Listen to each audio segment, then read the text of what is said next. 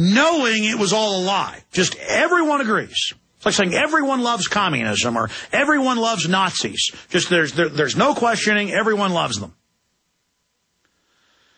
By the way, I don't watch a lot of unfiltered television. By filtered, I end up, watching videos online that people send me, and my audience kind of, I guess, filters things because they're just sending me what they're watching or what they're into, and it's all New World Order.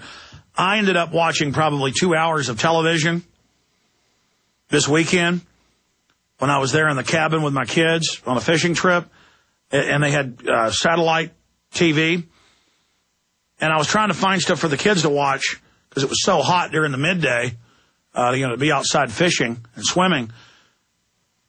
And I would try to watch PBS Kids shows, total brainwashing, pro-vaccine, pro-world government, anti-family, pro-tattle on your parents. I'd flip over to History Channel. The humans are killing everything. Everything's bad. Then I went to a local store. They had a children's book about alligators for $4. I bought it. It was all about how humans are evil and killing all the alligators. I mean, it's just, we are bathed in brainwashing. It's just everywhere. It's just, you can't go in a store to buy worms and see a couple of kids' books on fishing. And there was a book, something alligator, the big lizard was the name of it. I actually own the stinking thing. I meant to bring it in here and show it to you. That's what I mean. There's no way. How can the public not wake up to this? Well, it's like being a fish who is swimming in all of this propaganda. There is so much of it that there's no way to even be able to recognize it when it's 1 inch away from your face. But if you pull back and look at it, you can see what it is clearly.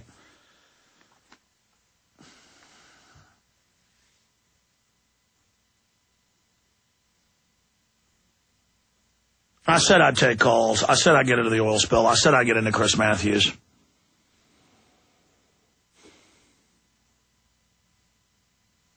It's just fathomless. More and more I realize that I just can't come to grips myself with how big this is, how real this is. The globalists know that if they present us something as if it's reality, 9 times out of 10 people will accept it. And so they've been introducing a more and more ridiculous version of reality, a more and more obviously false version. But because we bought into all the other previous versions of this matrix that's being built around us, that now we're literally being inserted into the virtual reality through our iPhones and computers and electronics and all those false memes and information they're giving us, that we're seeing humanity really being suffocated by this propaganda.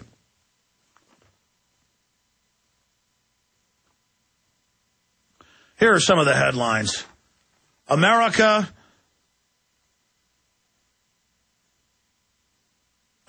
arrested searching for Osama bin Laden. There's another one, London Guardian. Food prices to rise by up to 40% over next decade, UN report warns.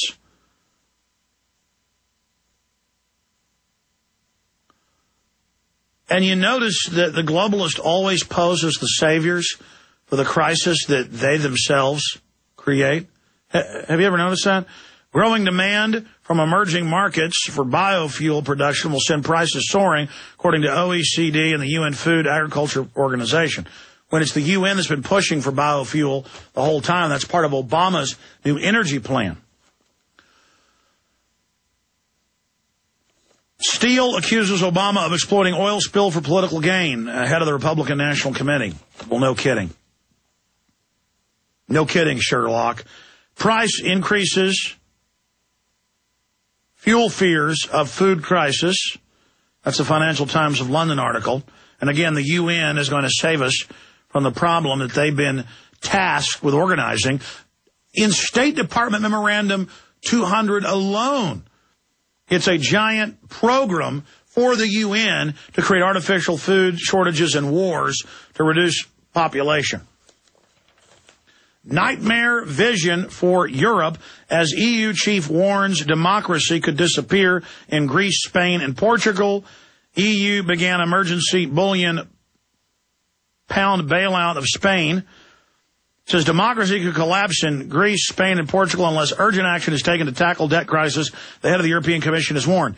And then what are they talking about? Democracy means giving all your money to the bankers, because when you actually read, it says that they're worried about popular uprisings by the people against the banks. So democracy means keeping the people out of their government and making sure the banks can turn you all into slaves. You've got to learn how to decipher what they're saying. But the article goes on to say the public is going to overthrow us. Well, the British Ministry of Defense and the Pentagon in 2007 both published detailed reports saying the banks are going to have sold all these derivatives. It's a debt black hole designed to create a global government. And when we implode it, the public's going to start rioting as they go bankrupt, and it's going to be our job to suppress them to bring in the New World Order. I mean, I have NPR today calling it Obama's New World Order. In fact, here it is. Here's the headline. Battle plan for a New World Order. Their entire carbon tax plan was dead. Now Obama says he's going to implement it through the EPA regardless of what the Senate does, but praised the House legislation and said he's going to implement it because inaction is not acceptable. You know, there he is blocking the Dutch, blocking the Norwegians with their big skimmers that could have handled a lot of it, not allowing a mass burn day one when the oil was contained and would have burned off at the surface there in one spot before it spread, wouldn't let the counties and cities and states block the oil into the estuaries. It's BP, the top globalist, biggest funder of carbon tax propaganda. And BP says they're going to put $20 billion in a escrow account based on derivatives when BP is in the top 5 of hedge funds. That's nothing for them. Over a decade, $20 billion. Off the money the banks that own BP are going to get off of the carbon tax. BP has invested more than $20 billion. And Watson's written articles about that in the past. They don't care if their name gets destroyed. In fact, I said this last week, and now it's been announced. They're going to create new names and new subsidiaries. DynCorp gets caught running giant child kidnapping rings. They just changed their name. They don't care. U.S. President pushes green energy. Yes, windmills, things that cost 2 jobs for every job they make. Things that are payoffs to his crony buddies. Boehner says Obama exploiting crisis to push job-killing energy tax. You guys call Watson. There's a typo in that. It says, thank you. It says Obama exploiting crisis to push job-killing energy tax. And I know that's from Boehner's own site. I'm sure Boehner has the mistake. Let's just fix it for him. U.S. Senate Republican leader Mitch McConnell, Oval Office speech should be an opportunity to unite the country, not call for new national energy tax. Here's another one. Obama to demand BP pay for oil spill damage. They had a 20-minute meeting. It was all on teleprompters, not a real meeting. They just had that. Here's another article from the Washington Examiner. BP was founding member of Cap and Trade Lobby. And I know we've already covered this ad nauseum, but it's interesting to see another article about it that boils down the actual facts. I mean, they are the greeny, meany, mighty weenies. I mean, they are the ones. They are the king daddies. BP, British Eugenics Petroleum. Look at this. Wow. Jets punch holes in clouds and create rain. LiveScience.com.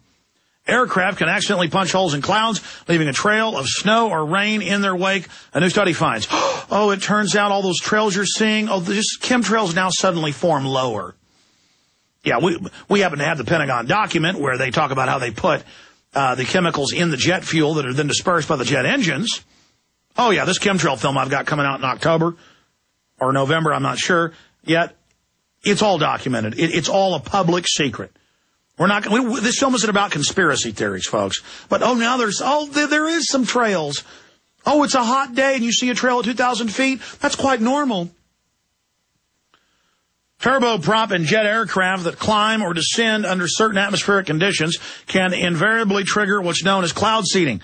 The technology is usually associated with schemes to control the weather. Oh.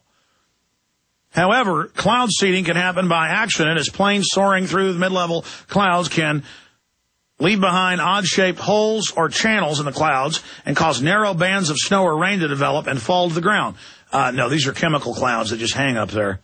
Holes punched in the clouds are a phenomenon that has been recognized for many years and seen in photos from around the world. A front-page feature on Yahoo carried the headline, "A Halo Over Moscow," after photos emerged of just such a hole in October. And it's a big whitewash. Here's another one. New concerns arise over body scanners, LA Times. This tells you exactly what we covered last year and this year. They do not, in the Dutch and British studies, find knives and weapons. They aren't even as good as X-ray machines. But Chertoff makes a bunch of money, and it does biometrically scan your body for passive scanner systems. Even if you're wearing a mask, they can then get your identity on the street, and they want your naked images just for their enjoyment.